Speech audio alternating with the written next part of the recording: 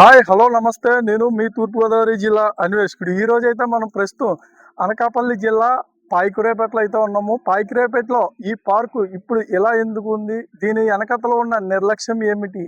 ఈ పార్కు నాకు తెలిసి నేను కూడా ఇక్కడ ఈ పార్క్ అయితే అప్పట్లో 2002లో గౌరవ ముఖ్యమంత్రి నారా చంద్రబాబు నాయుడు గారు అయితే ఈ పార్క్ని అయితే ప్రారంభించారు. అప్పట్లో దీనికి చాలా పెద్ద పేరు అయితే ఉంది. ఎందుకంటే చుట్టుపక్కల ఎవరైనా సరే, ఇటు పాయికరపేట కావచ్చు, ఇటు తుని కావచ్చు, ఎవరైనా సరే ఇక్కడికి వచ్చి ఎంతో ఆహ్లాదకరంగా ఫీల్ అయ్యేవారు. అటు ఫ్యామిలీస్ పరంగా కానీ, ఇటు పిల్లలు కానీ, సినీ ఆదివారాలు అయితే ఖచ్చితంగా పాయికరపేట పార్క్కి రావాల్సిందే. అలా ఉండేది. ఇక్కడ మెయింటెనెన్స్ కూడా చాలా బాగుండేది. అప్పుడు టికెట్లు కూడా పెట్టి బాగా మెయింటైన్ చేసేవారు. అలాంటి పార్క్ ఇప్పుడు ఏమైంది? ఎందుకు ఈ నిర్లక్ష్యం?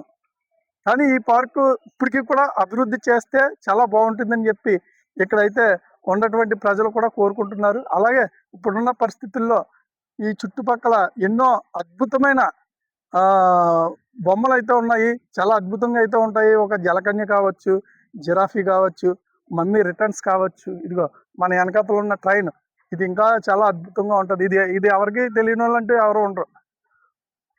ఇటు పాయికిరేపేటకి, తునికి ట్రైన్ అంటే ఎవరు తెలియని ఎవరు ఉండరు. ఈ ట్రైన్ అంత అంత పేరు ఉంది అప్పట్లో. అలాగే ఈ మామిడి చెట్టు ఒకటి ఉంటుంది. మామిడి చెట్టు పైన కూడా ఒక షెడ్ల పైకి ఎక్కడానికి, అక్కడ ఉండడానికి కూడా చాలా బాగా కట్టారు. అలాంటి పార్క్ ఇప్పుడు ఎలాగ అయిపోయిందంటే జనాలు కూడా చాలా ఆశ్చర్యంగా అయితే చూస్తున్న పరిస్థితి అయితే కనిపిస్తూ ఉంది.